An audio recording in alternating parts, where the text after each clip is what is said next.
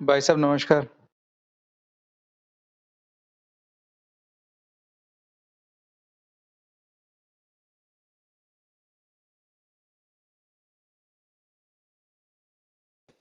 Good evening भाई, good evening. कैसे हो आप? मस्त मस्त मस्त आहे। गांव से लौटा है? गांव में ही हो? अभी गांव में ही हूँ, सवेरे लौटूंगा यार। मेरा गांव मेरा देश। मेरा गांव मेरा देश।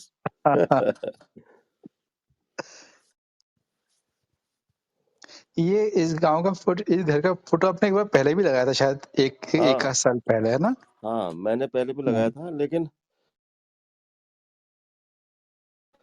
मुझे आज ही एक्चुअली में कुछ चीजें पता चली कि जैसे ये,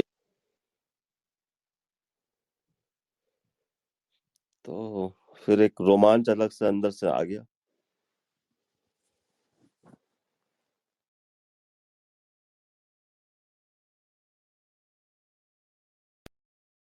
मतलब इतना इतना पुराना घर है तो वो तो मतलब, और मतलब एक ये है कि जो अपने घर जाते हो ना, तो वो फिर अपने घर की फीलिंग, अपने घर की फीलिंग होती है।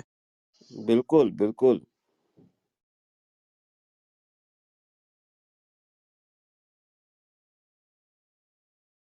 जैसे गांव में जो पुराना घर है जहाँ हम बड़े हुए हैं ना, वहां जाके जो नींद आती है ना, वो नींद मुझे कहीं नहीं आती है। पता नहीं क्या है वहां जाके। मतलब मैं कल आ गया था और कल से केवल सो रहा हूँ मैं। सेम सेम बिल्कुल कोई ऐसा। टेंशन नहीं है, कुछ नहीं है। चिल मार के केवल सो रहा हूँ और इतनी जबरदस्त नींद आ रही है। मतलब धूप में भी रहा मैं थोड़ी देर के लिए, लेकिन मस्त चटक धूप है, लेकिन मस्त है। मतलब आज मैं भी, कल आज सुबह भी 6:15 बजे पूरी पूरी धूप निकली हुई थी। मैं तो करीब 25 सालों से सो ही रहा हूँ।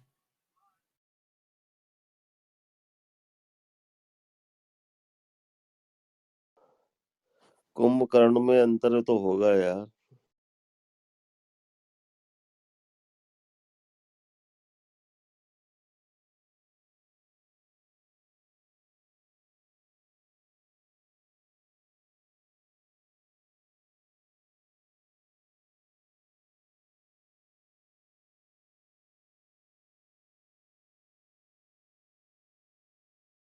मेरा एक कॉल है, बस 2 मिनट में आता हूँ। Good evening Mangesh. Good evening, good evening, good evening. अरे वो कैसा है बिट्टू? ठीक है मनीष भाई, एवरीथिंग इज फाइन। मैं बात करता हूँ। ओके।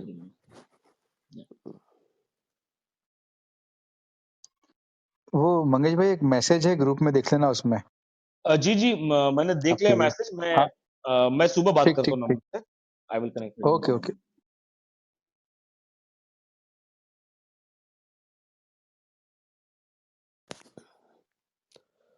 तो कल तो मेरे ख्याल से मेरे जाते साथ ही बंद कर दिया था। हाँ, थोड़ी सी देर बातचीत हुई थी, और मेरे ख्याल 10-15 मिनट मैक्सिमम बात हुई होगी, और फिर कुछ था नहीं कंटेंट, और कोई क्वेश्चन थे नहीं किसी की तरफ से भी। इंदिरा जी जुड़ी हैं। इंदिरा जी नमस्कार। जी, जी, नमस्ते सभी लोगों को, मेरा नमस्ते। हम लोग नेहरू जी के ऊपर बात कर रहे हैं। नेहरू का इंडिया को लेकर क्या आइडिया रहा। अगर आप इस पर कोई बात करना चाहें, आपका कोई सवाल हो, तो आपका स्वागत है। और जी सर, थैंक यू। मैं अभी सुन लेती हूँ कि आप लोग क्या बात कर रहे हैं। अभी फिलहाल तो कोई सवाल है भी नहीं। अच्छा अच्छा अच्छा, ये तो आवाज जी, तो जी। कुछ जानी पहचानी लग रही है। जी सर। अरे कितने नाम बदलती हो मायरा तुम भी यार।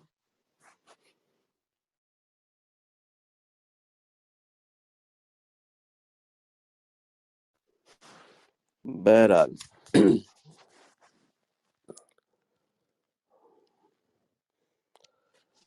कल जो बात हुई उसको एक बार, मैं देर तक तो था नहीं, तो एक बार एक रिफेस करें आप।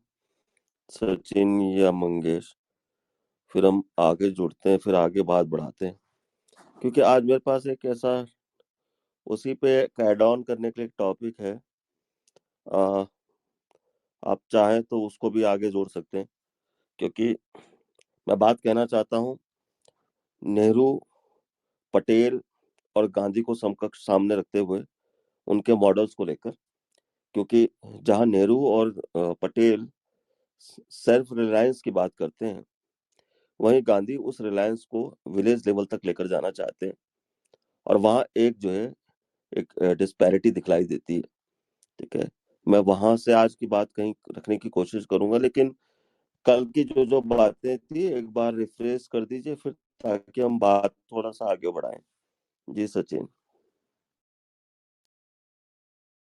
मैं काफी देर से जुड़ा, मतलब जब आप जा रहे थे उस वक्त में आया, तो उसके पहले का तो नहीं, लेकिन उसके बाद हम लोग जनरल बातचीत कर रहे थे, और मैंने उसमें एक प्रश्न किया था। अ, उस पे अगर अभी हम चाहें तो बात करें, या फिर हम आगे, मतलब आपके जानने के बाद विशेष बात हुई नहीं, हम लोग नहीं नहीं, अ, ठीक, बात कर लो, कोई दिक्कत नहीं, बात कर ठीक। लेते हैं, क्योंकि हाँ, बात कर लीजिए। कल हम बात कर रहे थे कि इंडिया चाइना के जो रिलेशंस हैं, अगर हम 1955 के आसपास देखते हैं, तो ये वही दौर है जब हिंदी चीनी भाई भाई के बारे में खूब बातें हो रही थी, और उसी वक्त पे चाइना खुल के हमारा सपोर्ट करा जब हम गोवा के बारे में हम बात कर रहे थे, हम गोवा की मांग कर रहे थे। तो 1955 से लेके 1961 के बीच में ऐसा क्या होता है कि हम वॉर तक चले जाते हैं? इसका मुझे कोई अ, ठोस कारण मिला नहीं। कुछ लोग बोलते हैं कि हमने उनको हमारे यहाँ जगह दी थी, दलाई लामा साहब को, उस कारण से प्रॉब्लम हुई, बट मुझे ऐसा लगता है कि शायद वो नहीं है। तो मैं ये जानना चाहता था कि वो जो प्रॉब्लम थी उसमें नेहरू का कंट्रीब्यूशन क्या था? उनकी थॉट प्रोसेस कहाँ चेंज हो गई कि जब हम हिंदी चीनी भाई भाई की बात कर रहे थे, वो करते करते हम वॉर तक पहुंच गए। वो एक हम कल बात कर रहे थे, लेकिन उस पर कोई सब्सटेंशियल बात हो नहीं पाई थी, फिर हमने रूम क्लोज कर दिया था। तो वहां हमने रूम को कल छोड़ा था। ठीक है, वो एक मुद्दा हो गया, लेकिन अभी भी हम नेहरूवियन आइडिया पर बात नहीं कर रहे हैं। हम इंडिया को लेकर जो नेहरू का आइडिया है उस पर बात नहीं कर रहे हैं। ठीक है, हमें बात करनी है असल में नेहरू का आइडिया क्या है इंडिया को लेकर, है ना। नेहरू जब एज अ पीएम आ रहे हैं, जब उनको देश की बागडोर मिल रही है, तो वो भारत का निर्माण करते हुए या भारत को कैसे देख रहे हैं, इस पर कोई सवाल है, या इससे मिलता हुआ कोई सवाल है? क्योंकि उस समय और भी विचार सामने हैं, जैसे पटेल दिखाई देते हैं। पटेल और नेहरू में क्या अंतर दिखलाई देता है, इस पर आप सवाल रख सकते हैं, इस पर बात कर सकते हैं। गांधी का आइडिया ऑफ इंडिया, क्योंकि गांधी जो है कंप्लीटली उस पे चले जाते हैं, विलेज मॉडल पर जाने की कोशिश करते हैं, और नेहरू कंप्लीटली विलेज मॉडल पर नहीं है। ठीक है, वो दोनों मॉडल किस तरह से दिखलाई देते हैं, उस पर आप सवाल कर सकते हैं, वहां आप अपनी बात रख सकते हैं। आप चाहें तो ऐसी भी बात रख सकते हैं कि इकोनॉमिक मॉडल जो है नेहरू का और गांधी का या पटेल का, ये किस तरह से एक दूसरे का पूरक है, या इनमें क्या अंतर दिखलाई देता है, इस तरह से बात रख सकते हैं। इस तरह से सवाल पिरोए जा सकते हैं। या अदर सोशलिस्ट मॉडल दिखलाई देता है, या उस तरीके का एक जो है कम्युनिस्ट मॉडल दिखलाई देता है, लेफ्ट लीनिंग मॉडल दिखलाई देता है, इस तरह की कोई बात की थी। तो ऐसे ही कुछ और बात, अगर कोई सवाल आगे आ रहा है सामने, तो प्लीज रखा जाए। कल अमित एक आए थे, उन्होंने बड़ी अच्छी बात कही, मैं तो रिप्लेस में सुन पाया उनको। प्रज्वल, अगर आप ऊपर आना चाहें तो प्लीज, आपका स्वागत है। Seems to be you are a pot.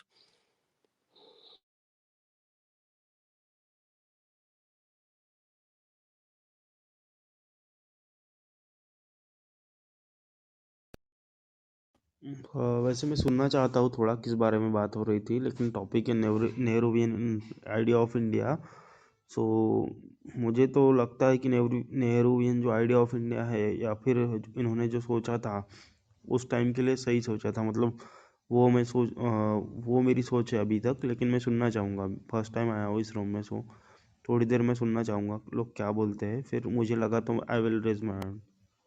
नहीं नहीं, ऐसा कुछ नहीं है। और हम एक्चुअली, देखो मैं बताता हूँ प्रज्वल जी, हम लोग यहाँ क्या कर रहे हैं, हम एक कर्टेन रेजर कर रहे हैं, लोगों से बात कर रहे हैं कि लोगों को नेहरू का आइडिया ऑफ इंडिया के बारे में क्या जानकारी है, क्या सवाल है, वो सवाल इकट्ठा कर रहे हैं, ताकि कल हमारे स्पीकर आ रहे हैं professor Purushottam Agrawal. Professor Purushottam Agrawal Nehru's idea of India पर बात करेंगे, और ये सवाल जो हम आप लोगों से इकट्ठा करेंगे उन तक पहुंचाएंगे। कोई काउंटर होगा या नहीं होगा, कहीं पर कई बार ऐसा होता है कि हमारा एक बेसिक रीड होता है, तो सवाल सलीके से फ्रेम नहीं होता, तो हम कोशिश कर रहे हैं कि कई सारे सवाल इकट्ठे किए जाएं, उनको फ्रेम किया जाए, ताकि कल जब स्पीकर आए तो उन तक वो सवाल पहुंचा सकें, है ना। तो ऐसा एक सेशन कल हमारा ऑर्गेनाइज्ड है, उसी के लिए कर्टेन रेजर है। शकील भाई ऊपर आना चाहें तो प्लीज, आपका स्वागत है। मैंने इनवाइट तो भेजा ही है आपको। तो ऐसी एक एक्सरसाइज है ये। आप जुड़ना चाहें, आप अपनी बात रखना चाहें, जितना भी आपने नेहरू को पढ़ा है, नेहरू के आइडिया ऑफ इंडिया को पढ़ा है, वहीं पर आप अपनी बात रखना चाहें कि नेहरू का आइडिया ऑफ इंडिया क्या है, आप कैसे देखते हैं, है ना। यहीं से अगर मैं बात आपसे पूछूं तो आपका क्या जवाब है, वहीं से सवाल बनना शुरू हो जाएगा। जी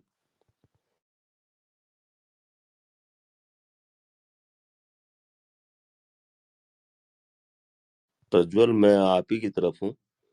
आपका आपके हिसाब से नेहरू का आइडिया ऑफ इंडिया क्या है? Considering the scenario and the timings where Nehru ji was, the first he was in rule, so उनका जो उस टाइम पे जो आइडिया था ऑफ इंडिया वही सही था। आज के लिए शायद आज की जनरेशन को वो लगता होगा कि लिबरलाइजेशन या फिर इकोनॉमिकली भी बाकी सारी चीज़ें हैं, सोशलिज्म है, बाकी सारी चीज़ें हैं, लेकिन तब के लिए उनका जो स्टैंड था, मुझे लगता है आई डिफरेंट हिम, कि तब का जो ग्लोबल इकोनॉमिक्स था या फिर जियोपॉलिटिक्स था, उसके हिसाब से he has made a very good basic blocks for basic, मतलब जो नींव के पत्थर होते हैं किसी भी देश के लिए, तो उन्होंने अच्छी तरीके से गढ़े थे मेरे हिसाब से, क्योंकि उसी टाइम पे बहुत सारी कंट्रीज भी इंडिपेंडेंट हो गई थी, बट उनका जो विजन था, आई थिंक कि वही विजन हमें यहाँ तक क्या लेके आया है।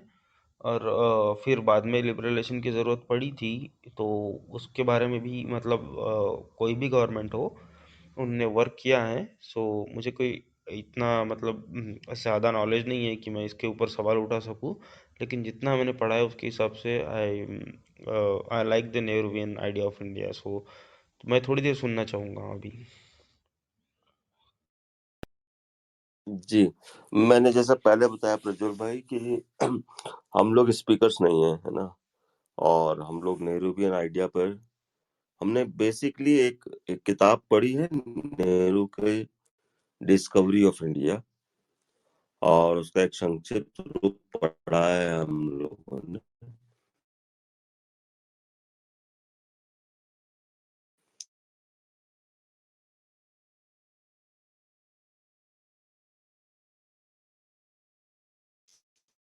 वह-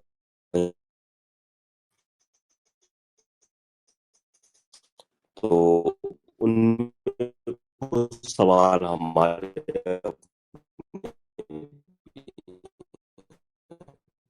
तो हम आप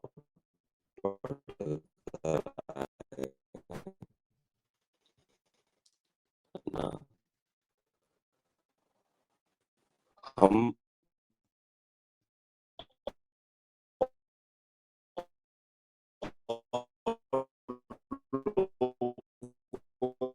से बात समझने की कोशिश कर रहे हैं कि उनकी जो रीडिंग्स हैं या वो जिस तरह से देखते हैं, तो वो उनको किसको उन सवालों के आसपास में ला सकें, ताकि वो सवाल का जवाब हमको, है ना। कि आपका ये कहना है कि नेहरू का जो आइडिया ऑफ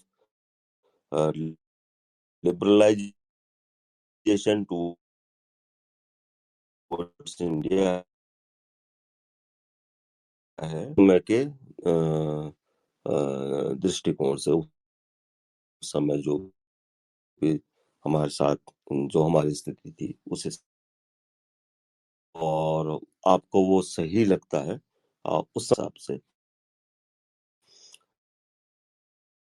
वो आपको बेहतर दिखे।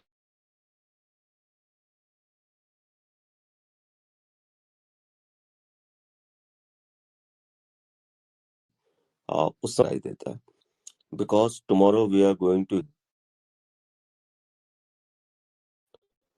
Nehru's idea of India. So Ishan put those questions to professor Purushottam Agrawal, है ना। आप कुछ बात रखें नेहरूवियन आइडिया को लेकर, कोई काउंटरिंग बात हो या कोई क्वेश्चनेबल हो या कोई ऐसी बात हो जिसको और बेहतर तरीके से समझा जाना चाहिए, तो प्लीज जोड़िए, साझा कीजिए यार। हम कल उनको सुने तो और सलीके से सुन पाएंगे। और अनंत भाई आप भी प्लीज ऊपर आइए, मैंने आपको भी इनवाइट भेजा है।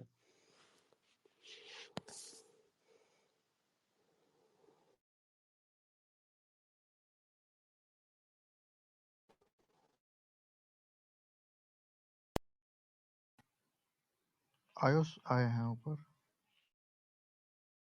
हाँ आयुष भाई मुझे तो दिखाई दे रहे हैं यार।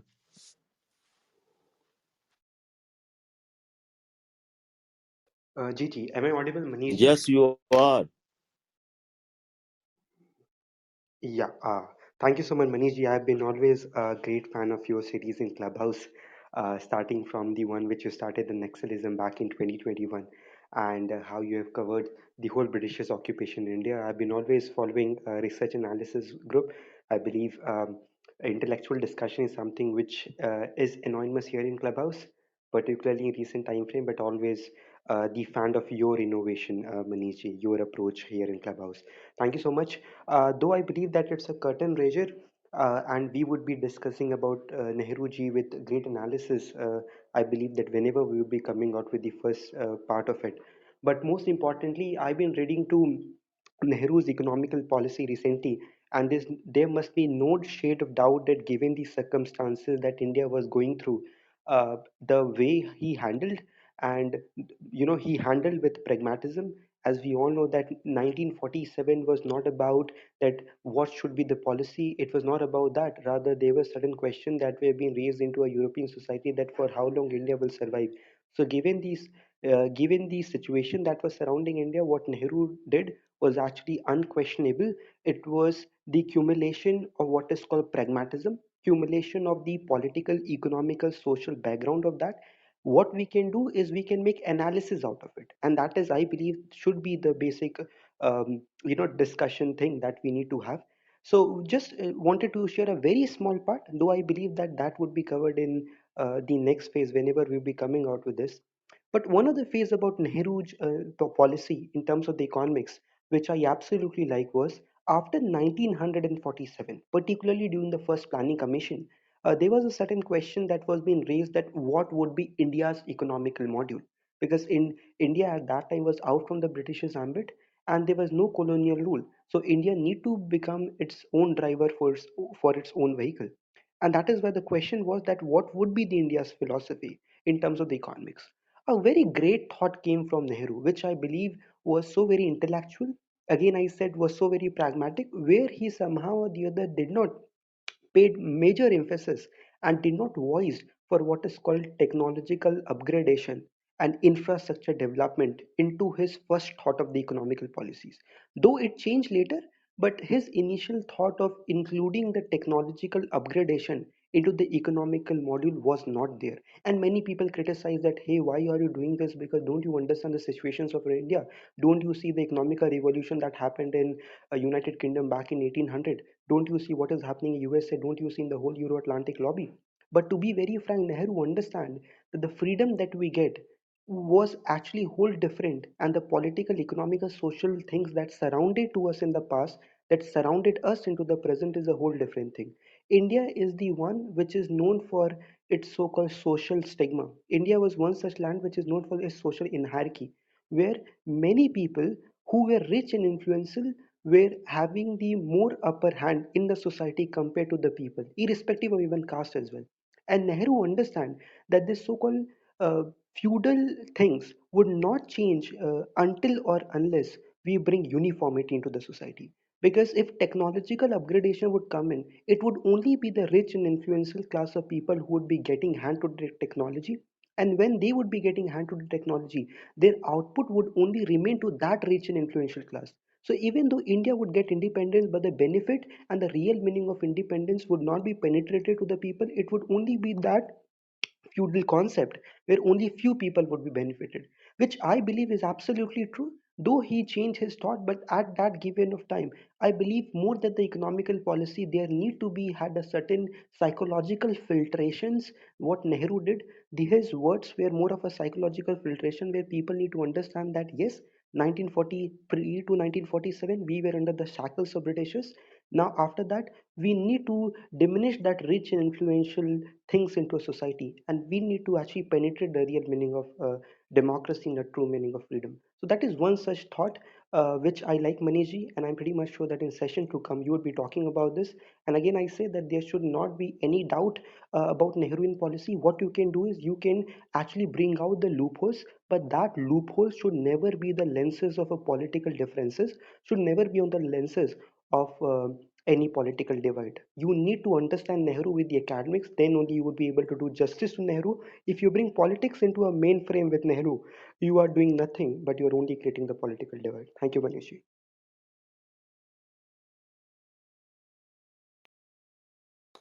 वेरी ट्रू, थैंक्स यार आशीष। और एक तो बात ये भी है कि चलिए ठीक है, मैं दो विकास आप प्लीज थोड़ा आगे बढ़ाइए बात को।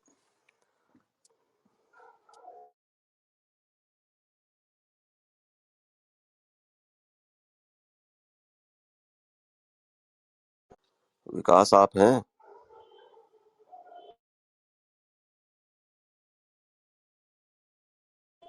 Am I audible? You are, sir, you are. Yeah, Manish bhai, aap audible hai. And Ayush, hi Ayush, it's nice to see you after a Good long to time. see you, Manishi. Basically, yeah.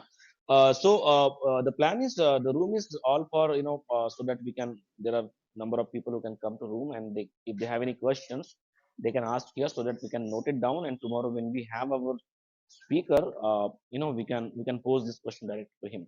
So the idea of this curtain raiser session was that the people who are the frequent listeners of this club or this room, they should come, they should have their questions either in chat or they can talk here uh, at the speaker panel. We can collect those questions, and when tomorrow when our speakers will come along with his speech, we'll try to add on these questions to the speakers, and they will be the best people who can answer these questions. So that was the whole idea about it.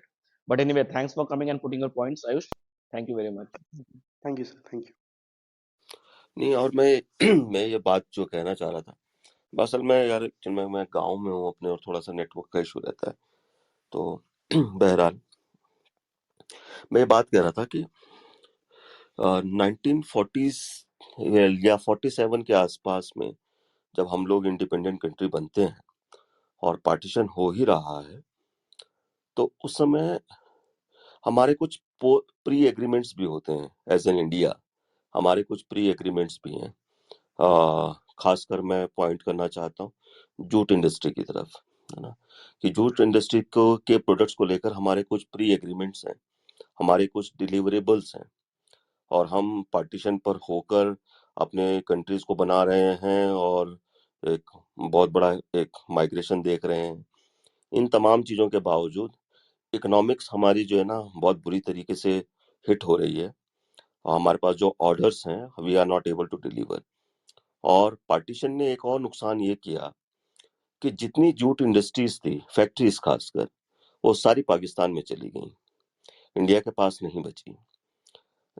It was Nehru which was supported by Patel latterly somewhere in 50s, है ना, कि they said कि नहीं, okay, जो है वो हमको deliver करना है, और अगर फैक्ट्रीज उधर चली गई हैं तो क्या फर्क पड़ता है, we will create our own factories at this part of the world which is to be known as India. तो वो जो आइडिया है मैं वहां पर ये बात ला के रखना चाहता हूँ और इकोनॉमिक मॉडल पर इस बात को ऐड ऑन करना चाहता हूँ। और मैं आयुष की उस बात से बिल्कुल इत्तेफाक रखता हूँ कि अ, हमें किसी के और मैं इत्तेफाक रखता हूँ और इस बात को थोड़ा सा दूसरे तरीके से नरेट करना चाहता हूँ कि नेहरू का idea of India is different and Nehru did is different. ठीक है, दोनों बातों में थोड़ा सा अंतर है। कई बार आप सोचते हैं, है ना, और आप कितना कुछ कर पाते हैं, उसकी दोनों भी चीजों में अंतर होता है। तो हम यहाँ पर नेहरूज आइडिया ऑफ इंडिया कह रहे हैं, साथ साथ whatever the efforts Nehru took उस पर भी बात कर रहे हैं।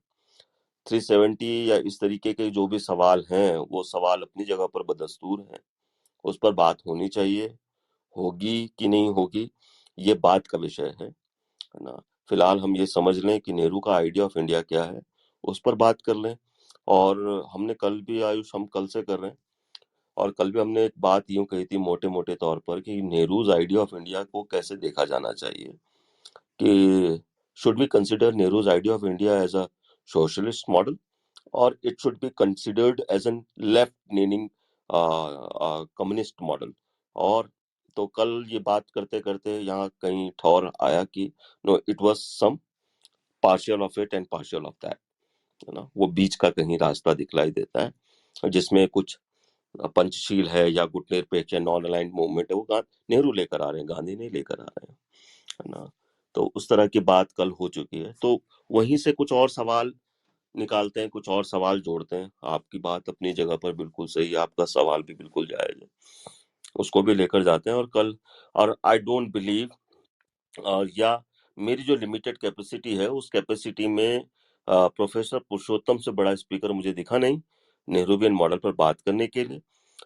As of now, in first phase Professor Purushottam would be there, and second phase there will be Professor Saurabh Bajpayee, and then we may call Sandeep Dixit to speak on Nehru's idea of India, if required. But yes, tomorrow Professor Purushottam would be there at 9 p.m. sharp, so I would appreciate if you are there too, है ना। दिव्या जी जुड़ी हैं, दिव्या जी स्वागत है आपका।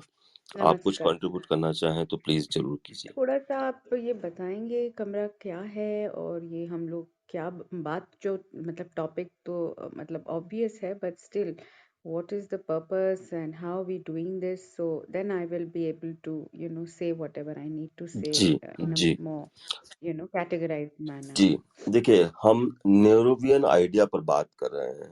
Nehruvian idea of India क्या है?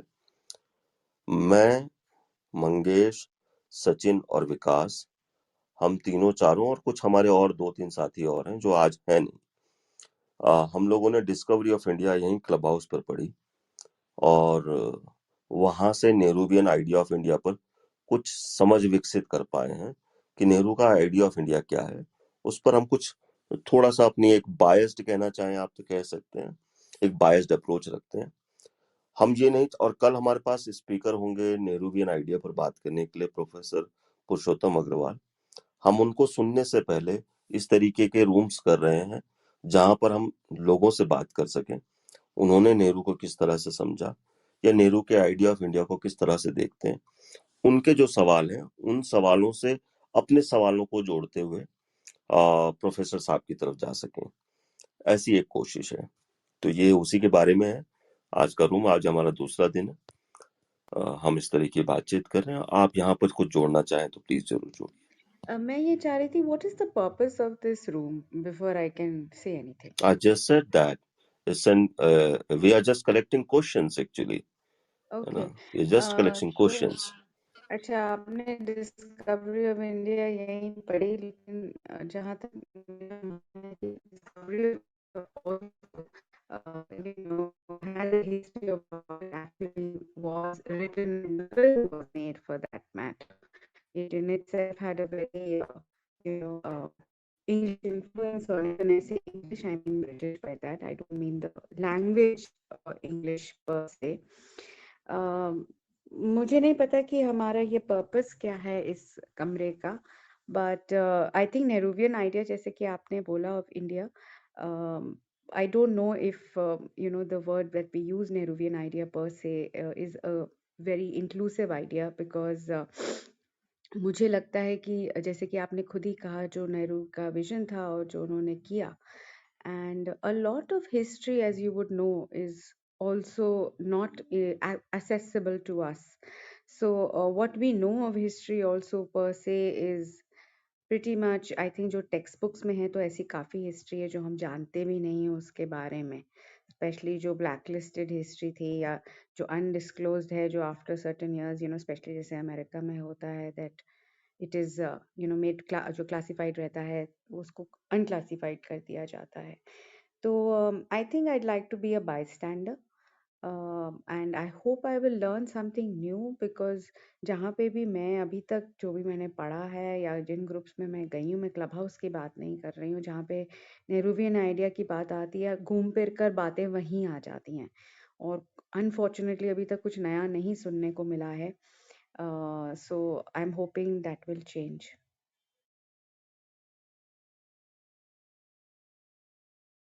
That's it.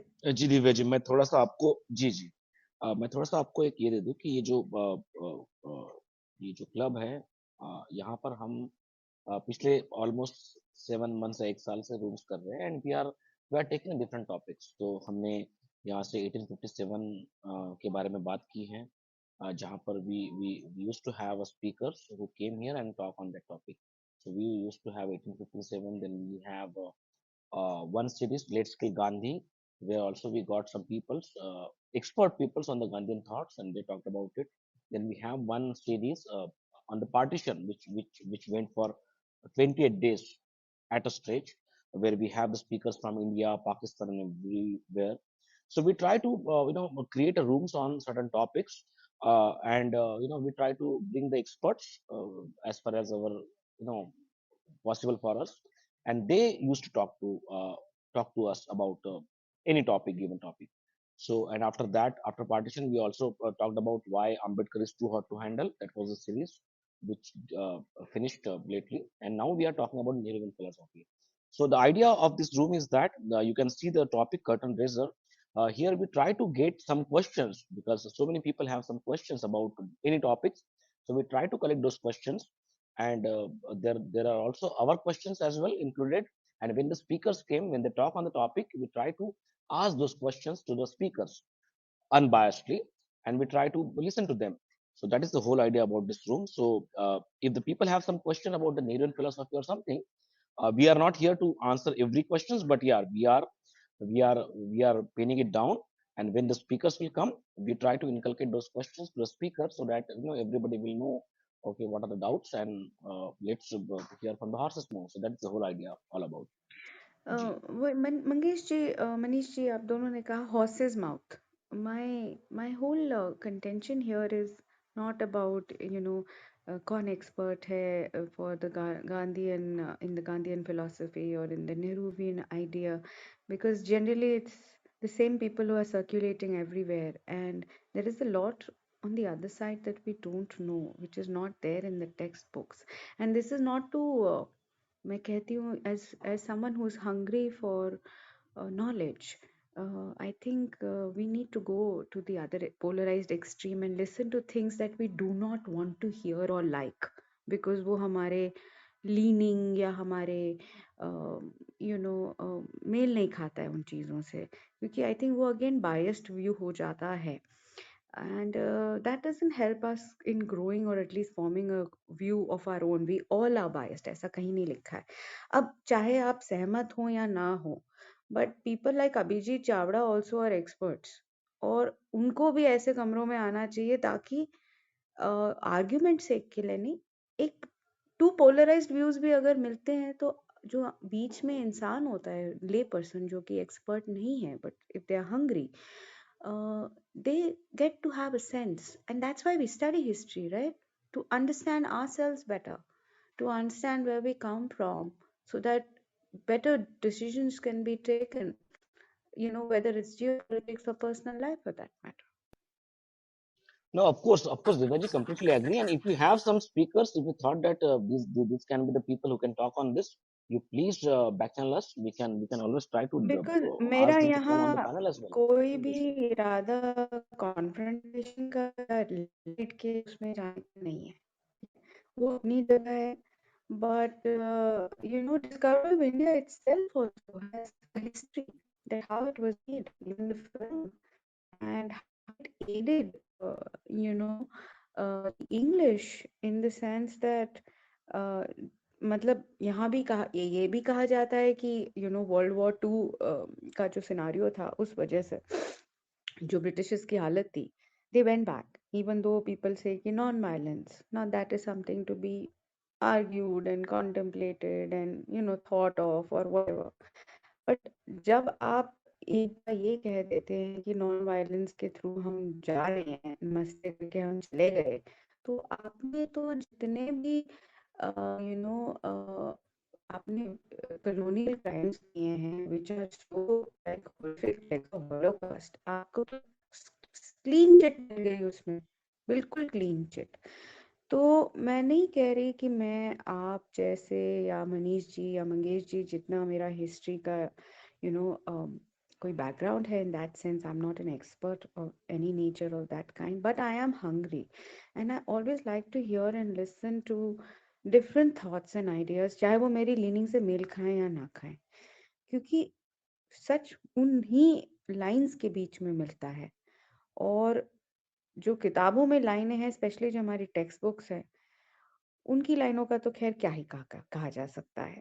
तो उसके आगे जाने के लिए ऐसे फोरम बहुत अच्छे हैं, लेकिन उससे ज़्यादा अच्छा होगा कि आप किसी भी जगह चले जाओ. मैं जितने भी एकेडमिक सर्कल्स में जाती हूँ, थिएटर, ये वही लोग आते हैं, वही कोर्स पढ़ाया जाता है उसी तरीके से, और नहीं तो दूसरा भी वो कोई और क्लोन आ जाएगा. And if you try to do anything different means you are from a different school of thought, which is another problem. So that was my only concern. I hope that कुछ ऐसा साझा किया जा सकता है. मेरे को तो लगता है अभिजीत चावड़ा जी को जरूर बुलाना चाहिए. जी बिल्कुल बुला लेते हैं. मेरे पास उनका कोई संपर्क सूत्र है नहीं, आप प्लीज उनको कनेक्ट कर दीजिए हमारे साथ. आई वुड अप्रिशिएट अगर वो आ जाते हैं तो. मैं तो उनको डायरेक्टली जानती नहीं हूँ, but I can try. There is always trying से सब कुछ हो सकता है. मैं जरूर मुझे जरूर नहीं, हमें तो कोई दिक्कत नहीं है, हमें नहीं तो नहीं कोई मैं दिक्कत नहीं मैं यहाँ इसलिए ये चीज कह रही है. हूँ बिकॉज आई थॉट आप लोग काफी you are receptive and you are hungry and it will be great. And maybe what I am saying you can spread in other places as well, कि बहुत अच्छा रहेगा कि अगर ऐसे इंक्लूसिव फोरम्स हों तो अच्छा रहता है कि हमें एक मौका मिलता है to then read between the lines, and it's great. So it's great. Yeah, thank you. मैं आपकी बात को नकार नहीं रहा हूँ जी. मैं आपको यही कह रहा हूँ कि आपका अगर संपर्क है अभिजीत जी से, तो आप जी, जरूर मैं पूरी बुलाइए कोशिश अभिजीत जी को, हम भी करूंगी, उनको मैं सुनना पूरी चाहेंगे, कोशिश है ना. करूंगी. आई हमें विल कोई ट्राई माय दिक्कत लेवल नहीं है बेस्ट. हाँ, जी. नहीं, आई एम श्योर बिल्कुल, आपको उनका दिक्कत नहीं उनका भी होगी. स्वागत, आई एम क्वाइट उनका श्योर. भी मेरा स्वागत है. सिर्फ जो एक फीलिंग था, मैंने उसको आपसे साझा और किया है. जी जी जी, एंड बिल्कुल आपका हाँ. स्वागत है, आपका बिल्कुल स्वागत है. और इतिहास को पढ़ते वक्त कुछ चीजों का ध्यान हमेशा रखना चाहिए कि जहां आप रीड बिटवीन द लाइंस की बात कह रही हैं, मैं रीड बिटवीन द लाइंस की बात नहीं कहना चाहता. वो आपके विवेक पर है, लेकिन इतिहास को पढ़ते समय ये सावधानी जरूर बरतनी चाहिए कि आप इतिहास को किताब की तरह पढ़ेंगे, और उसके बाद अगर आप रीड बिटवीन द लाइंस निकालने की कोशिश करेंगे तो हमेशा गलत जानकारी के साथ जुटेंगे. आप अगर इतिहास को अपने आप को सिचुएट करके इतिहास को पढ़ेंगे, देखेंगे और समझेंगे, तो आप शायद ज्यादा बेहतर तरीके से समझ विकसित कर मनीष सकेंगे. जी, इतिहास कोई रटने की चीज नहीं नहीं है, नहीं, but Manish इतिहास ji, when I समझने की said चीज है. between the lines, maybe you have taken it quite literally. That's not what I meant. What I meant is a lot of what we read is not necessarily the history that happened. It could be also, and it cannot be also. And we should expose ourselves to all kinds and types of history. Okay? And history that a, is we do not have access to. And वहीं से मैं हाँ. आपकी बात बिल्कुल मान रहा हूँ जी. और मैंने आपकी बात को बिल्कुल वैसे ही लिया जैसे मैं मान भी रहा हूँ, जैसा अभी आप बता भी रही हैं। और इस बात को मैं ऐसे भी कह सकता हूँ कि जब हम नेहरू पर भी बात कर रहे हैं, तो हम ये कभी नहीं कह पाएंगे कि नेहरू भारत के प्रधानमंत्री नहीं बने, है ना? हम No, ऐसा of कभी नहीं course कह not. पाएंगे, है That's ना? not what I meant. हाँ, है ना? of course लेकिन not. नहीं, मैं मैं empirical data की मैं बात वहीं पर नहीं कर लाकर रही. बात ये कहना हाँ, चाहता हूँ, है ना? मैं वहीं पर लाकर ये बात कहना चाहता हूँ कि हम भले ही यूं मानते रहे कि India was never been freedom, never got freedom, वो कॉलोनियल स्टेट में आया था, ये वो सो तमाम बातें, तो मैं वहां पर अपनी राय थोड़ा सा अब मुख्तलिफ रखता हूँ। और मैं वहां पर बिल्कुल कंट्रोल करना चाहता हूँ अपने आप को, रोकना भी चाहता हूँ, और अगर वहां पर बायस्ड हूँ तो मैं वहां पर बायस्ड ही सही। लेकिन मेरा ऐसा मानना है कि भारत जो है सन 47 में आजाद हुआ, और जिसकी पहली बागडोर अ, पंडित जवाहरलाल नेहरू के हाथ सुपुर्द की गई। और जब जवाहरलाल नेहरू प्रधानमंत्री बनते हैं, तो प्रधानमंत्री बनते वक्त उनके भारत का निर्माण करने में क्या क्या योगदान रहा, उस बारे में हम बातचीत करना चाहते हैं। उसी पर हम सवाल ले रहे हैं, उसी पर हम लोगों से बात कर रहे हैं।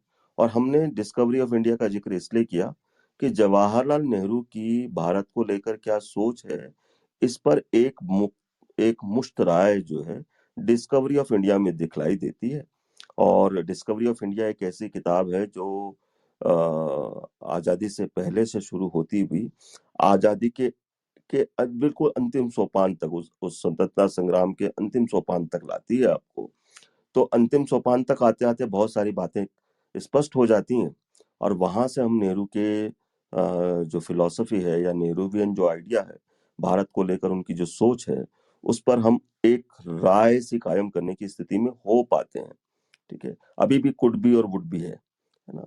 और वहां से हमारे पास सवाल है, वहां से कुछ सवाल हमने किताब से लेकर निकल कर आ रहे हैं, कुछ चीजें हम देख रहे हैं वहां से है, या कुछ चीजें हम महसूस करते हैं वहां से है।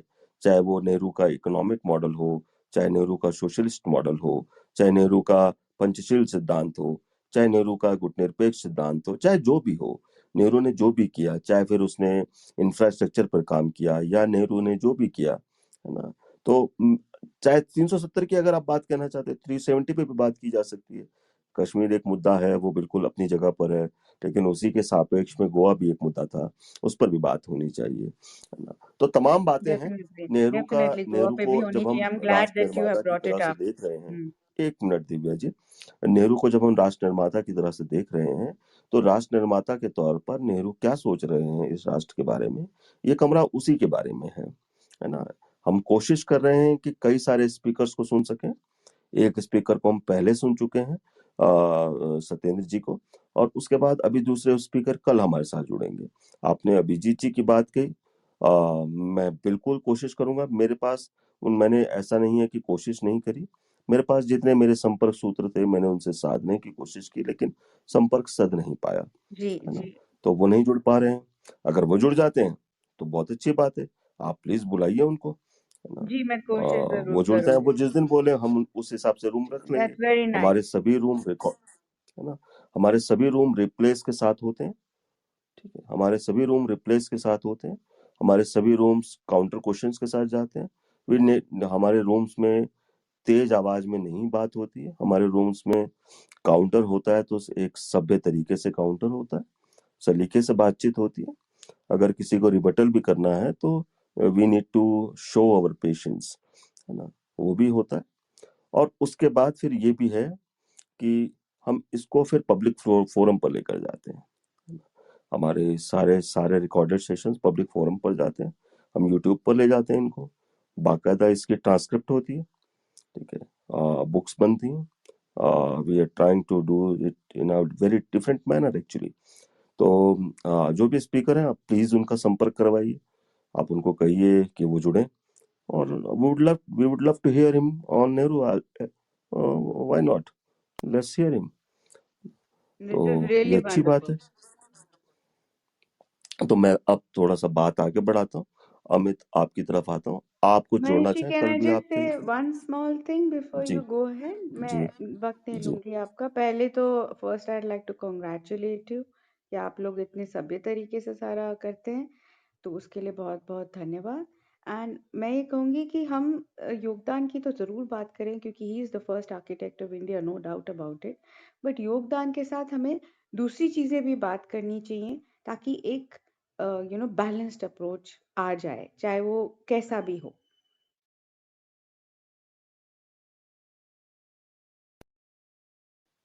जी। बहरहाल थोड़ा-सा हम क्योंकि काफ़ी टाइम हम बस कमरे को समझने में लग गए, विषय की तरफ नहीं आए हैं। तो अमित प्लीज़ आप हमको सब्जेक्ट तक ले जाइए। आपके पास कोई सवाल, आपकी बात हो गई तो प्लीज़ रखिए। नहीं, मेरे पास आज भी कोई ऐसा सवाल नहीं है। लेकिन हाँ, I am looking forward to hearing socialism के बारे में। नेहरू के क्या थॉट्स थे और जो कल बात हो रही थी उसको आगे क्या बढ़ती है। मैं आज का जो भी टॉपिक था आपने जो डिस्कस किया वो मिस कर गया। मैं अभी बस ये लास्ट पार्ट जो हिस्ट्री के बारे में बात हो रही थी बस मैंने वही सुना है। तो जहाँ तक मुझे जो जो भी मैंने पढ़ा है नेहरू जी के बारे में, मुझे हमेशा वो ज़्यादा सोशलिज्म से जुड़े हुए ज़्यादा मुझे लगे हैं। उनके जो जो इनिशिएट किया उन्होंने कंट्री के टुवर्ड्स जो पॉलिसीज़ लाए वो भी काफ़ी सोशलिस्ट लगता है। लेकिन अगर उसमें कोई ऑल्टरनेट व्यू है जहाँ पर उन्होंने कम्युनिज्म को भी लाई है तो I would like to know more. तो शायद मुझे कल ज़्यादा जानकारी मिले इसके बारे में। नहीं कल तो होगी ही बात यार, क्योंकि अभी जैसे हम कल भी एक बार हमने थोड़ा-सा छूने की कोशिश की थी इकोनॉमिक मॉडल पर। तो जब हम नेहरू का मॉडल देखते हैं, तो नेहरू का मॉडल इकोनॉमिक मॉडल जो है, गांधी के इकोनॉमिक मॉडल से बिल्कुल अलग दिखलाई देता है, ठीक है? अब वो क्या है, वो क्यों है, इस पर तो कल ही बात हो पाएगी, है ना? क्योंकि हम कई जगह देखते हैं कि पटेल साहब का ज़िक्र आता है, तो पटेल साहब भी नेहरू की तरफ लीन होते हुए दिखलाई देते हैं।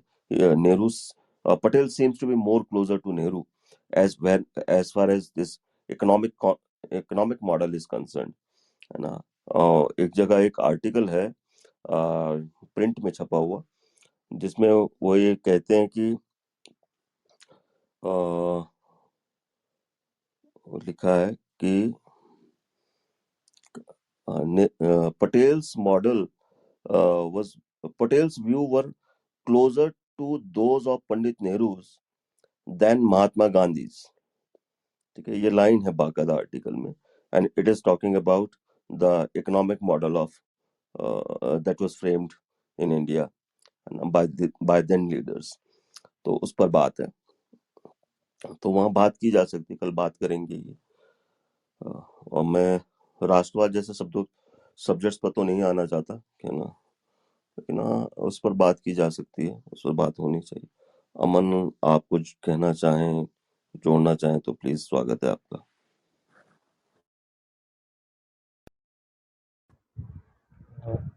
वहाँ भी जाते हैं, इसमें प्रबुद्ध तो नहीं है बट फिर भी कुछ क्वेरीज जो है हर किसी को कुछ अलग दिशा में लेके जाती है। क्योंकि जैसा मेरा मानना है, सिर्फ मेरा, नॉट आइडियोलॉजिकली, अगर देखते हैं अपने आइडियोलॉजिकली पे अपने हिसाब से या अपने सोचने की प्रवृत्ति, हर किसी की सोचने की प्रवृत्ति अलग अलग है, ठीक है। हिस्ट्री को जब कोई भी इंसान कभी भी पढ़ता है तो वो अपने पॉइंट ऑफ व्यू के अकॉर्डिंगली प्रेजेंट करता है। मनीष जी, ऐसा मैं समझता हूँ, शायद ये गलत भी हो सकता है, और उसको आइडियाज वहां से मिलते हैं एट द टाइम जब वो एक पर्टिकुलर कॉलम को पढ़ रहा हो और पढ़ते पढ़ते उसके लिए एक थॉट प्रोसेस डेवलप कर रहा है अपने दिमाग में कि ऐसा हुआ था और ऐसा होने पे ये चीजें गलत थी, ये चीजें सही थी। भारत देश आजाद हुआ, आजाद होने के बाद बागडोर किसी न किसी के हाथ में देनी थी।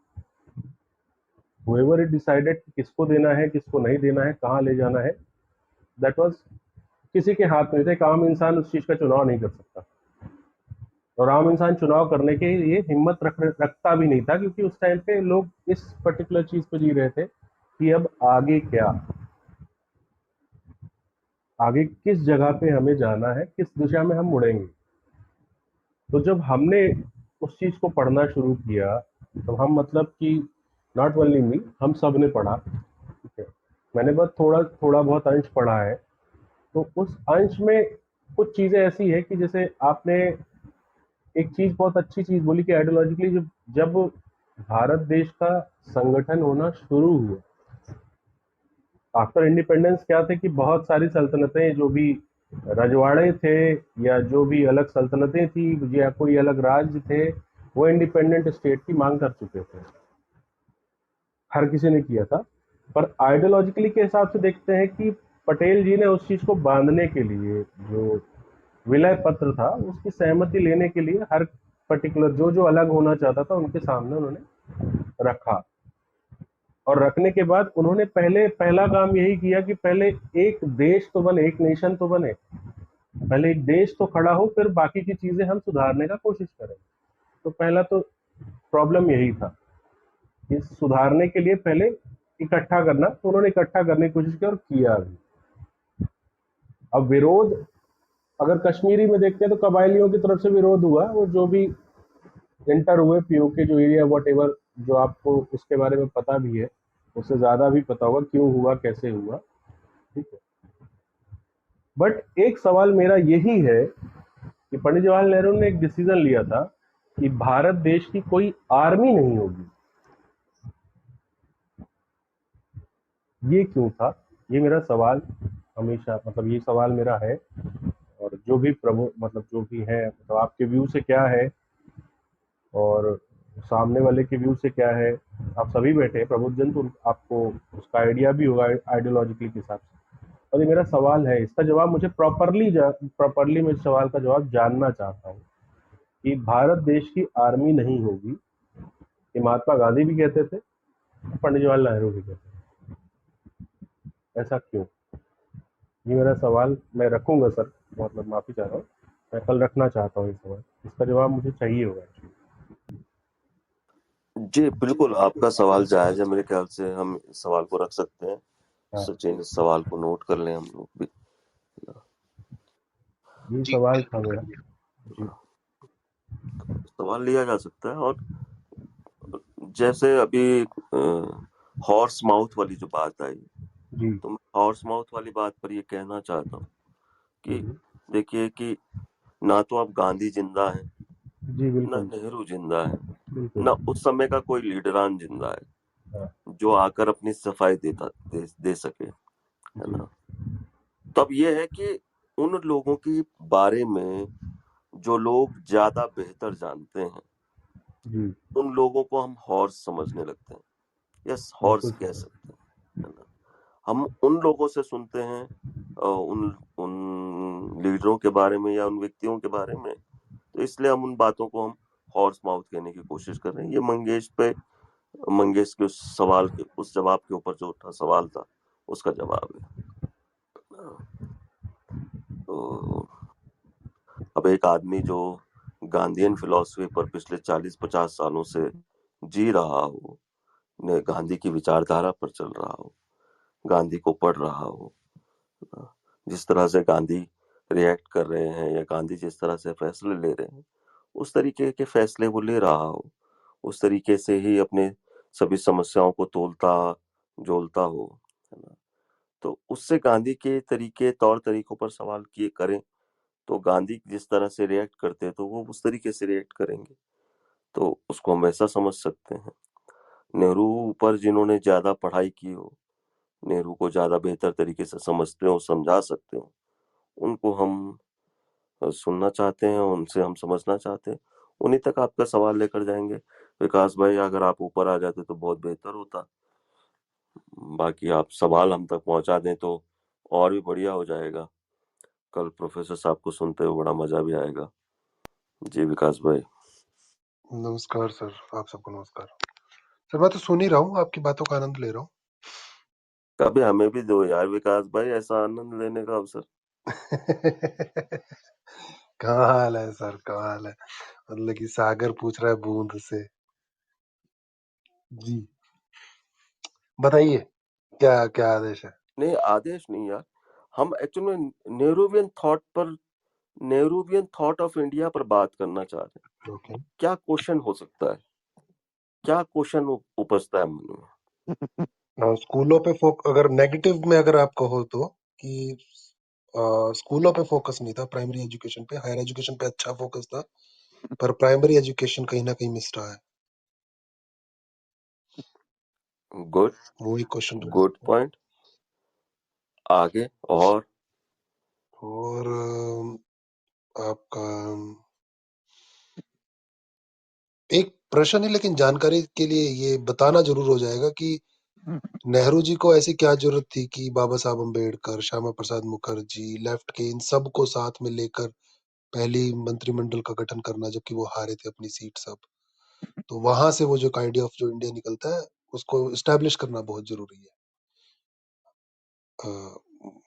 वो पॉजिटिव में आ जाता है, जो मुझे लगता है कि वो बिल्कुल लोगों को नहीं पता है, वो बताया जाना चाहिए। ये बात बड़ी अच्छी बोली यार विकास आपने। धीरज भाई आप पता नहीं कैसे नीचे चले गए, माफी चाहता हूँ। आप ऊपर आए थे और शायद मेरी गलती से आप नीचे चले गए। मैंने आपको फिर से इनवाइट भेजा है, प्लीज आप अपनी बात रखें। आपने बड़ी अच्छी बात बोली विकास यार, और इससे एक नई तरीके की बात खुलती है। मैं एक बार फिर से उस चीज को दोबारा पढ़ता हूँ और मैं इस पर सवाल यहीं पर एक लेकर आऊंगा जरूर, क्योंकि ये सवाल बनता है यहाँ पर कि श्यामा प्रसाद मुखर्जी और इन तमाम लोगों को वो अपने मंत्रिमंडल में क्यों शामिल कर रहे हैं, और यहाँ से कहीं ना कहीं नेहरू के आइडिया ऑफ इंडिया की झलक दिखलाई देती है।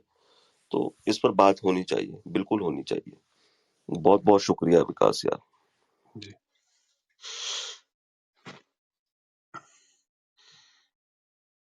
और विकास भाई ये भी बड़ा इंटरेस्टिंग है ना कि जब हम देखते हैं कि ये जब आपको एक पॉलिटिकल सत्ता मिलती है तब भी आप डिफरेंट वॉइसेस को इनकॉर्पोरेट करने की कोशिश करते हो स्टार्ट में, है ना? तो वो भी एक बड़ा इंटरेस्टिंग पॉइंट है। तो ये बहुत सारे प्रश्न हैं जो हमारे दिल में भी हैं, जो हम चाहते हैं कि कल जब हमारे स्पीकर आएंगे तब उनसे बात कर सके, इनको पूछ सके।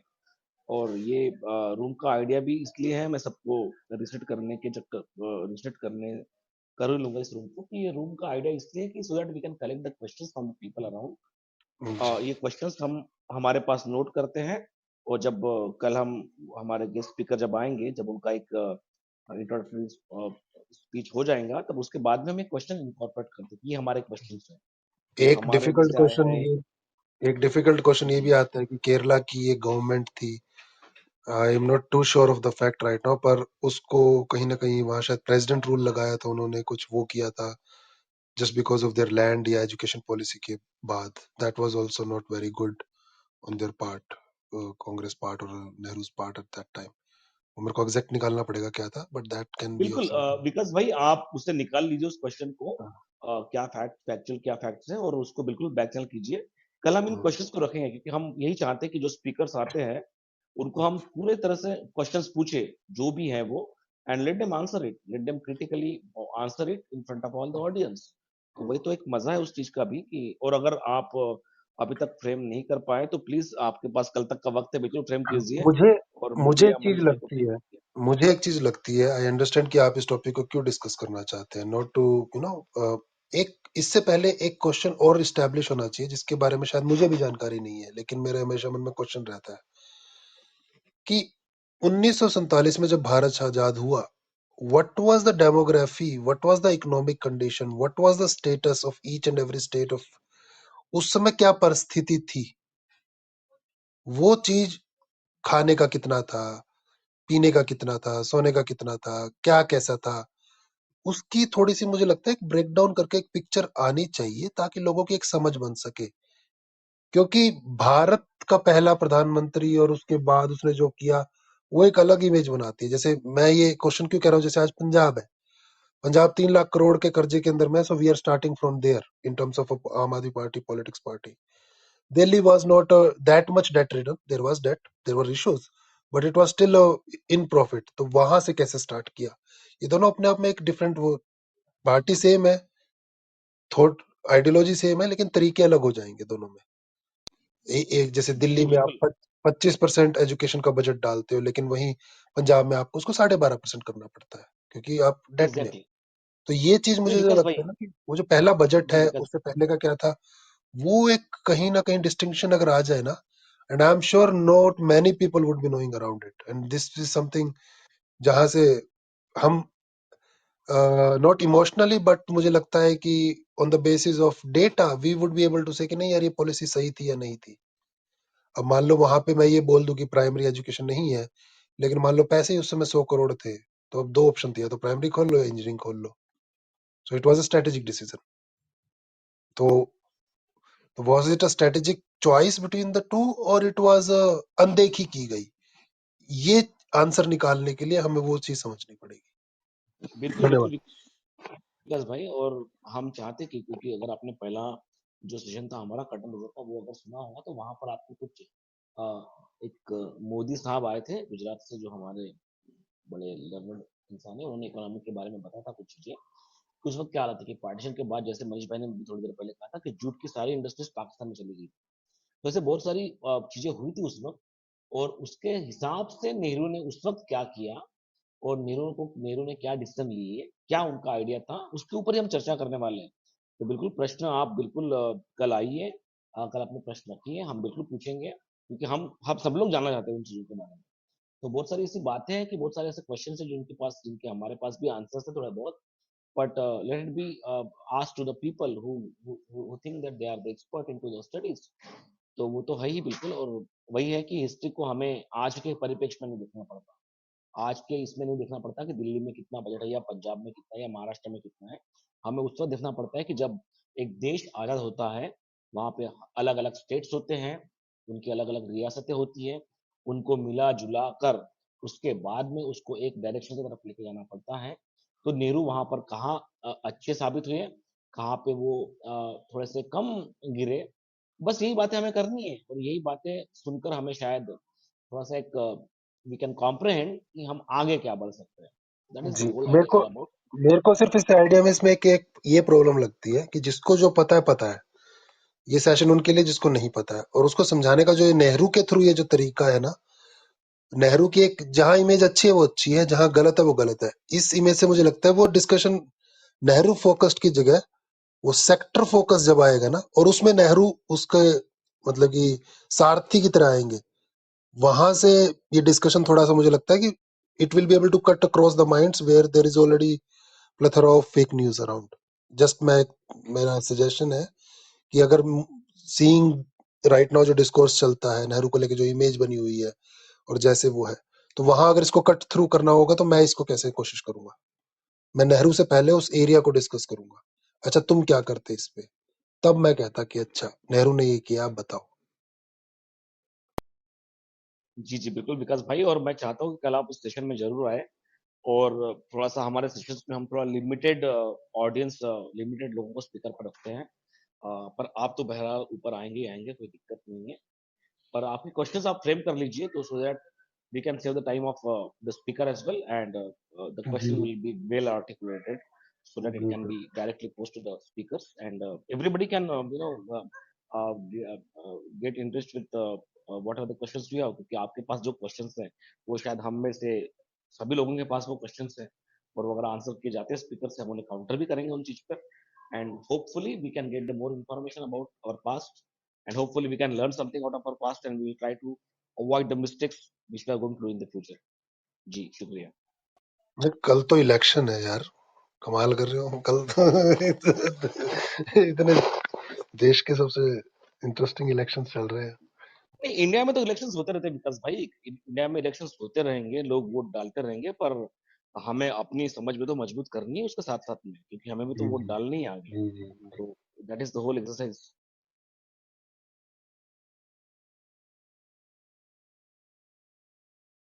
नहीं, और वैसे भी रात 9 बजे थोड़ी कोई वोट डालेगा यार।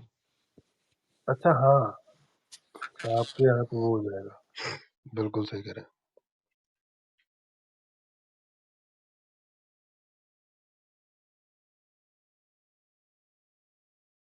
मनीष भाई, मेरा एक पता नहीं, मुझे लगा कि मैंने ये बोलना चाहिए बात यहाँ पर, तो अभी हम थोड़ा देर चला सकते हैं तो मैं बोल सकता हूँ कि बहुत सारी बातें होती है कि ये वाली बातें होती है कि जो नेहरूवियन फिलोसॉफी थी as idea of India, which was different from the idea of Mahatma Gandhi, उनका जो आइडिया था उनसे काफी ये ये करता था, वो डिफरेंस करता था। तो ये क्या ये भी फैक्टर हो सकता है कि अगर महात्मा गांधी पोस्ट इंडिपेंडेंस उनका अगर एसोसिएशन नहीं होता और अगर वो जिंदा रहते तो शायद इतना कुछ प्रभाव पड़ता गांधीयन थॉट्स का as per as developing a nation on the Nehruvian philosophy. तो वो भी एक बड़ा दिलचस्प सवाल है कि क्या क्या इतना इन्फ्लुएंस हो सकता था, बिकॉज अगर गांधी और 10-20 साल अगर उनका एसोसिएशन नहीं होता, वो जिंदा रहते, तो क्या नेहरून फिलोसॉफी जो नेहरू जी ने जो भी कुछ किया इंडिया के लिए, जो भी उन्होंने कुछ डिसीजन लिए, क्या उसमें कुछ एक काउंटर या कुछ एक डायलूशन होता अबाउट द गांधीयन थॉट? वो भी बड़ा इंटरेस्टिंग क्वेश्चन रहेगा जो हम कल ऑफ कोर्स पूछेंगे। तो ये एक था मेरे लिए कि मैं ये क्वेश्चन तो बिल्कुल पूछूंगा। देखो मंगेश, मुझे ज्यादा नहीं पता यार, मैं और इस इतना क्लोज आके तो नहीं कुछ कह पाऊंगा जितना क्लोज आके आपका सवाल है। लेकिन मैं एक बात इतना जानता हूं कि या और शायद पता नहीं इसकी, मुझे नहीं पता, लेकिन मुझे इतना पता है गांधी जो है जिद्दी तो थे, लेकिन साथ के साथ गांधी के अंदर एक और खासियत ये रही कि अगर उनको यूं लगा कि उनके आइडिया में कुछ कमियां हैं, तो उन्होंने अपने आइडिया को, उन कमियों को सुधारने में भी कोई कसर नहीं छोड़ी। अगर गांधी और पोस्ट इंडिपेंडेंस पर आते हुए गांधी को कभी यूं लगता कि गांधी का जो आइडिया ऑफ इंडिया है थोड़ा सा हल्का पड़ रहा है या हल्का है, ठीक है, तो मुझे ऐसा लगता है कि शायद गांधी जो है अपने आइडिया ऑफ इंडिया को बेहतर बनाने की बात।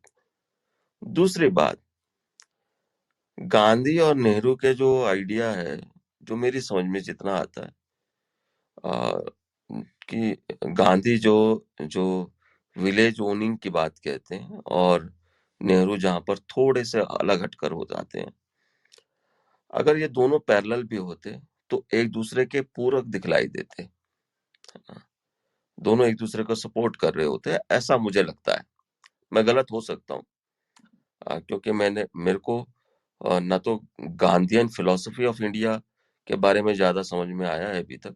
अभी तो मैंने पढ़ना शुरू किया है, मुझे भी पढ़ते हुए कितना समय हुआ, कुछ खास समय नहीं हुआ। और नेहरूवियन आइडिया पे तो भी मैंने डिस्कवरी ऑफ इंडिया ही पढ़ पाया हूँ और एक दो किताब और। तो मैं अभी उस तरह से डेवलप नहीं हो पाया हूँ कि मैं नेहरूज आइडिया ऑफ इंडिया पर कोई बात कह सकूं। तो पर हाँ ठीक है, मुझे ऐसा लगता है कि दोनों एक दूसरे के पूरक थे, पहली बात।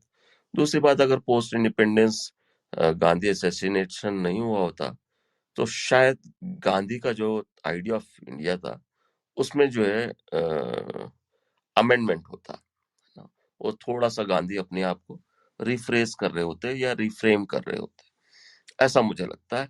बाकी कल उनको सुनते हैं, उनकी उनकी बात सुनते हैं, फिर दोबारा रह गए हमारे पढ़ने में तो अपने आप को और बेहतर बनाने की कोशिश करेंगे, और क्या है।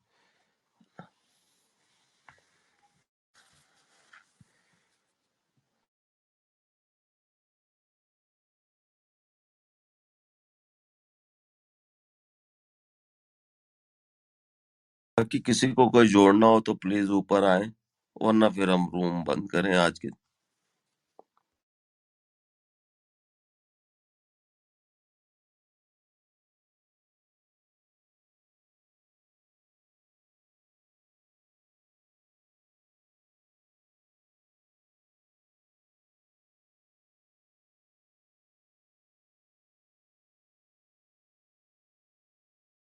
मेरी आवाज आ रही है क्या?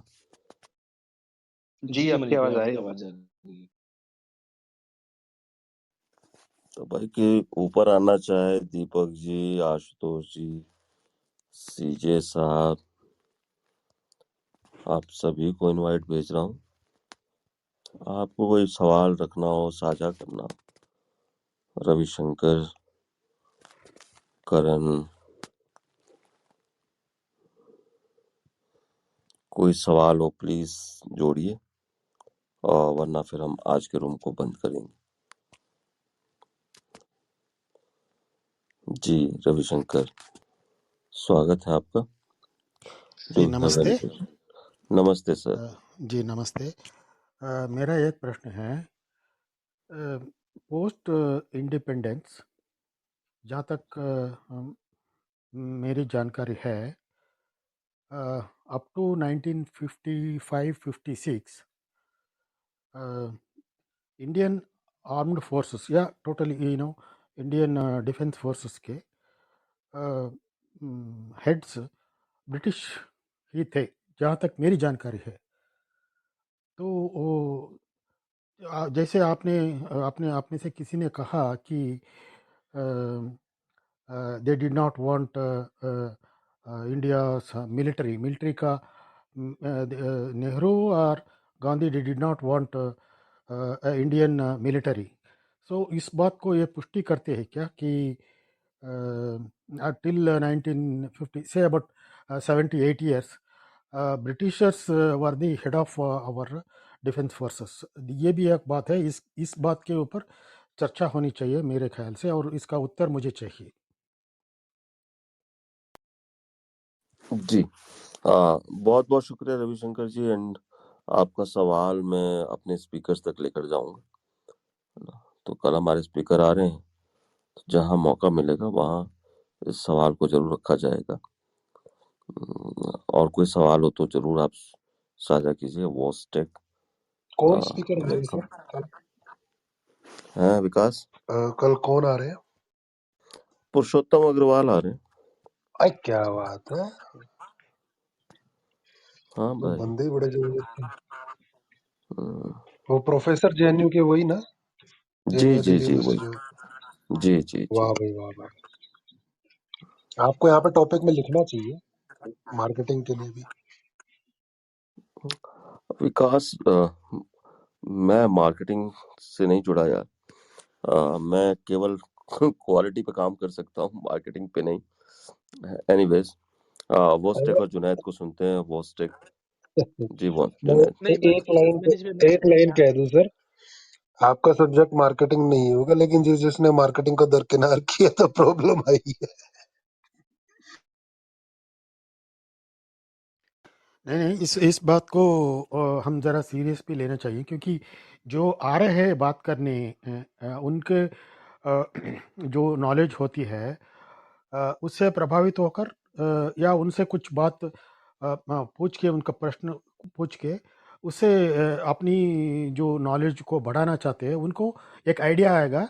जैसे इन्होंने बताया कि कल कौन आ रहा है, इसका एक इन दी room, your heading, if you write something that's फलाना आदमी आ रहा है इस बात पर बात करने, ऐसा it's not only promoting or marketing, it's only for the knowledge and people who want to have some replies, some answers.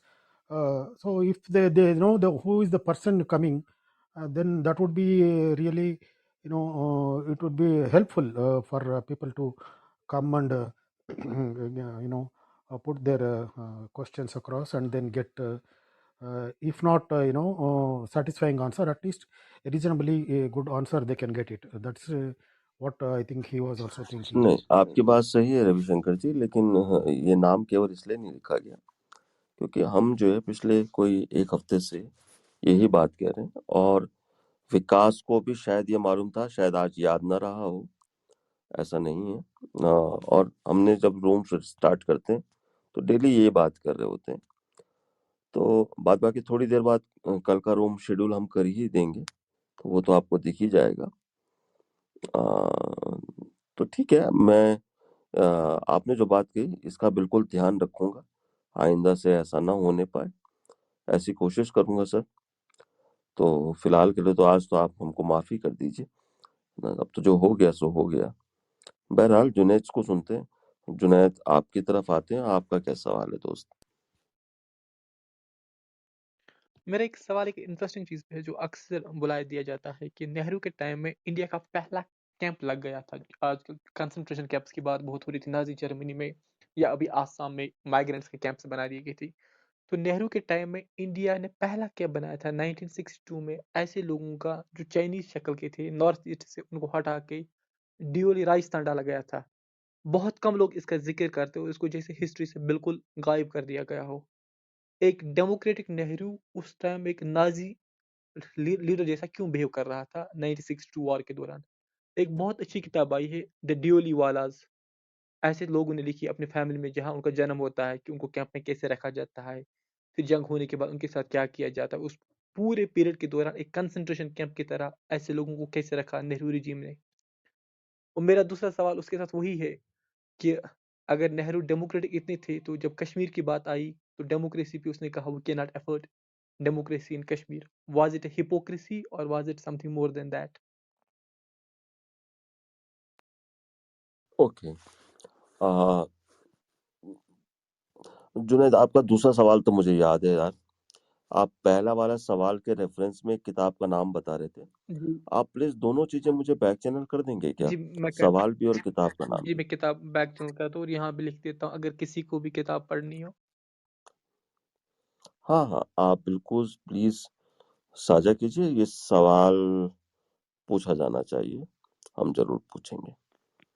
मैं आप सुबह वही कह रहा था ना कि ऐसी किताब है कि अक्सर बहुत से लोग जो नेहरू पे रिसर्च करते हैं उन्हें भी इसका आइडिया नहीं है। कोई बात नहीं, आप प्लीज मैसेज कीजिए। We will try to put your question to the speaker. Host है, आपकी तरफ आते हैं। आप कुछ जवाब सवाल जोड़ना चाहें, प्लीज जोड़िए। जी सर, नेहरू जी को लेकर सर बहुत सारे सवाल हैं लोगों के मन में, और मतलब आइडियोलॉजिकली भी देखें तो सोशलिस्ट जो लोग हैं रहे हैं इंडिया में, लोहिया हो गए और अपने जेपी हो गए, सब ने कुल मिलाकर नेहरू को अच्छे से टारगेट किया, क्योंकि सर उनकी सीधी सी बात है, पॉलिसीज़ जो थी वो प्रैग्मेटिज्म पर ज़्यादा चलते थे और इतना कोई डॉक्ट्रिनेयर अप्रोच नहीं थी सर उनकी।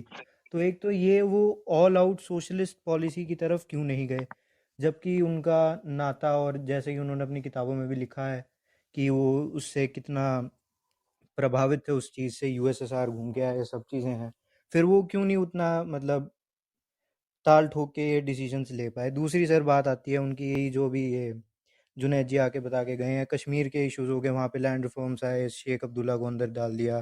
केरल में लैंड रिफॉर्म्स आए, ईएमएस नमूदरी को, कि गवर्नमेंट हटाकर प्रेसिडेंट्स रूल लगा दिया वहाँ पे। उसमें हालांकि सीआईए का रोल भी बताते हैं था, पर वो कोई उस पर कंक्रीट बात है नहीं, अभी पता नहीं है। तो मतलब वही है सर कि फिर इस पे किताब भी है इनकी, ईएमएस नमूदरी की, नेहरू आइडियोलॉजी एंड प्रैक्टिस। तो एक आदमी जो कहता कुछ और है और करता कुछ और है, उसमें मतलब इतनी भिन्नता कैसे आ सकती है, ये बेसिक चीज़ें। और सर जो फिर पॉलिसीज़ हैं इनका, पीताम्बर पंत का पर्सपेक्टिव प्लानिंग आई थी सर, तो उन्होंने प्लान्स ये की, जो इंडस्ट्रीज हमारी, कॉटन हो गया, कॉटन की प्रोडक्शन हो गई, स्टील की हो गई, और फर्टिलाइजर्स की, इनका प्लान बताया था कि 65 तक इतना होएगा, 75 तक इतना प्रोडक्शन हम करने लगेंगे, 85 तक इतना करने लगेंगे। और 85 तक सर जितना उन्होंने टारगेट सेट किया था उसका आधा भी अटेन हम नहीं कर पाए।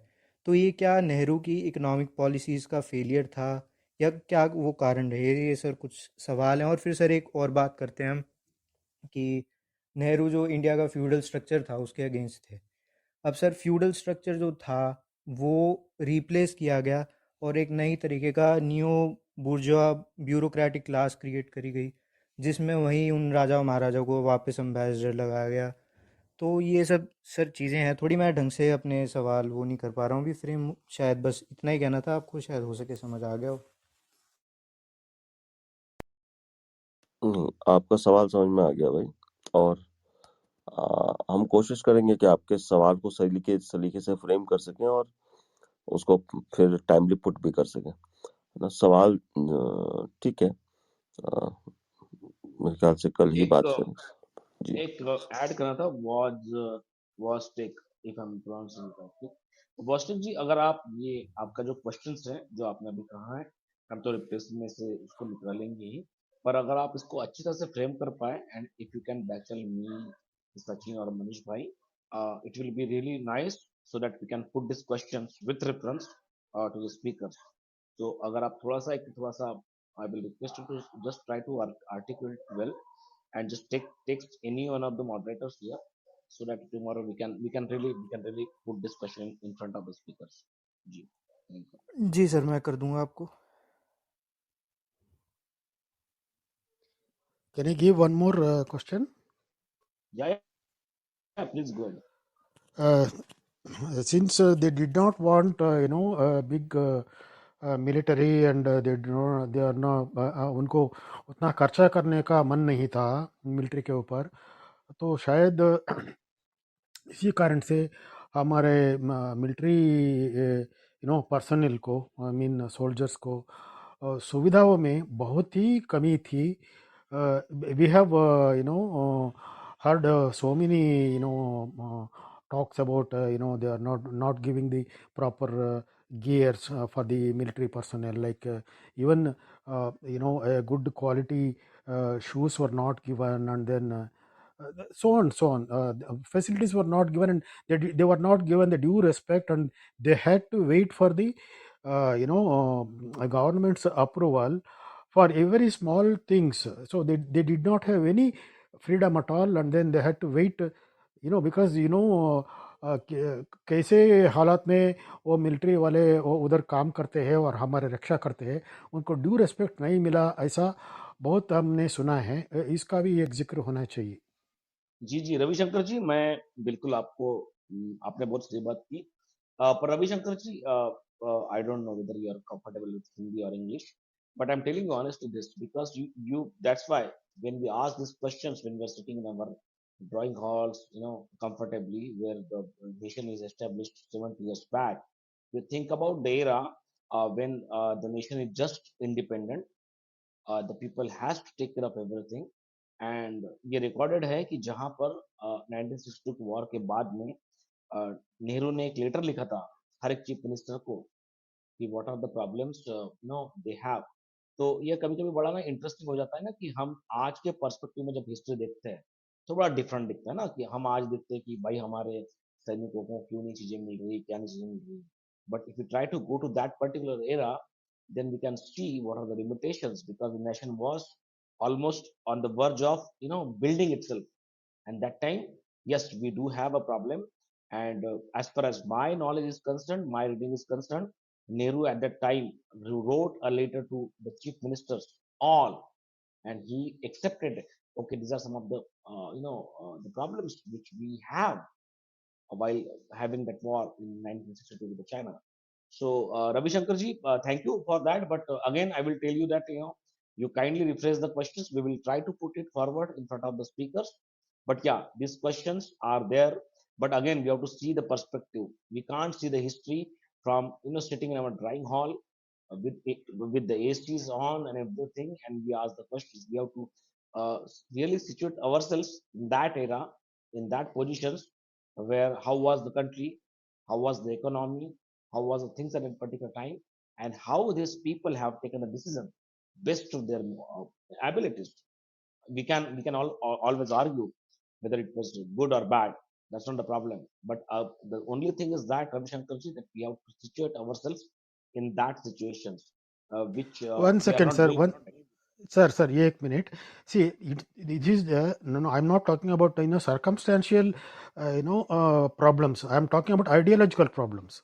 Circumstantial problems, yes, what you're telling is right. But ideological problem, in the first place, they did not want to spend so much for the military, which was essential, in fact. But they did not. Their ideology was different. So that is actually my problem. No, of course, Ravi Shankar ji, I completely agree with you. But the problem is, it is not ideologically.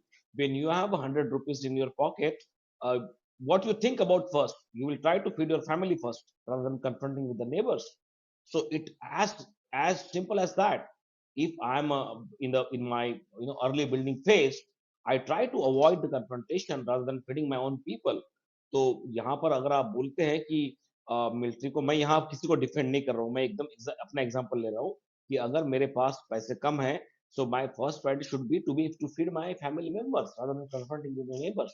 I should not afford to confront with the neighbors and have my expenses on confronting the neighbors rather than feeding my family. So that can be a logical situation. But again, of course, we can argue on that. So it's not about ideological, it's a practical. Tomorrow, if you have 100 rupees note in your home, in your pocket, the first thing will be income in the mind, how you will feed your family and your kids, rather than wasting the time on on repairing the doorbell or something else. So I don't know, I may be very direct or very direct in this, but this we have to see from the perspective of as a nation, because as a family it's very easy to think about it, but as a nation which was just started, just independent, we have a different regions, different conflicts going around, and in that era, the people or the leaders are taking certain decisions. We have to look at them from that perspective. We have to put them into that particular era, and then we have to decide. That is what I can offer. Thank you, sir. in Thank you. that. Thank you. Thank you. Yeah, thank you. नहीं ठीक है। इस मेरे ख्याल से रविशंकर जी का जो सवाल है वो एक बार दोबारा से सुनते हैं, शायद फ्रेम अप हो जाए। लेकिन उनका जो सवाल आइडियोलॉजी का है वो क्वेश्चनेबल है और उस पर बात होनी चाहिए। बात करेंगे, किसी और दिन करेंगे, आज तो नहीं कर पाएंगे। तो हम रूम बंद करते हैं, और कोई सवाल हो तो प्लीज बताइए, है ना, क्योंकि ये बात हमेशा याद रखनी चाहिए कि जब नेहरू प्रधानमंत्री बन रहे हैं और जहां से हम इस बात कह रहे हैं, उस समय हिंदुस्तान की स्थिति कैसी थी, उसके बारे में भी हमें समझना होगा। उस बारे में हमें समझना होगा, हमें बहुत सारी चीजें समझनी होंगी।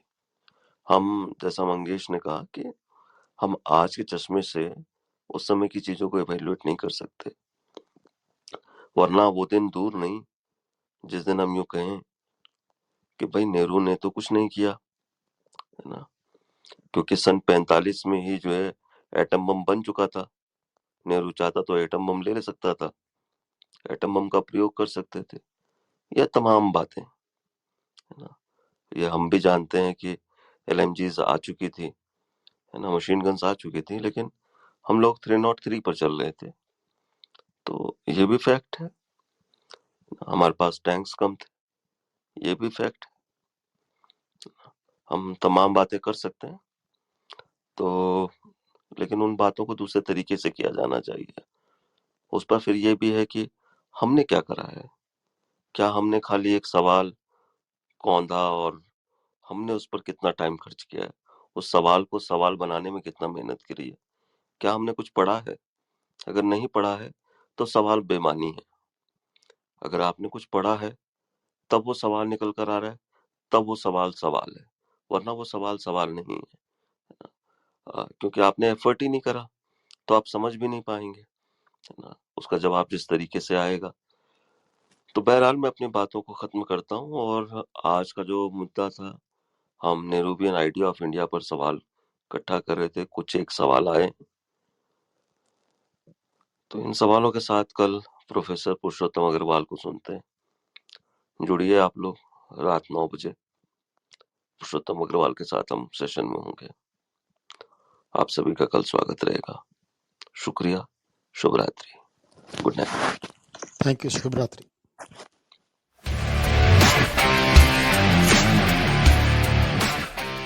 This video was made possible by Creative Contents.